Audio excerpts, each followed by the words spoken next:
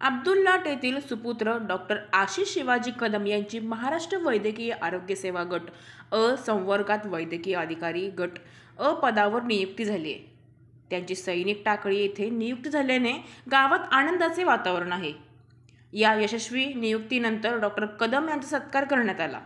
यावेळी समाजसेवक अर्जुन धुमाळे, विकी माने, कुबेर कदम, शिवाजी कदम, अमोल कदम, स्वराज निर्मळे, नामदेव निर्मळे आदी उपस्थित होते. सत्कार समारंभात त्यांना पुढील वाटचालीसाठी शुभेच्छा देण्यात आल्या. बाळ, फ्रीजमधून श्रीखंड काढ ना. आम्ही पूर्वी घरीच बनवायचो श्रीखंड. त्याची चवच वेगळी होती. आता काय सगळं रेडीमेड.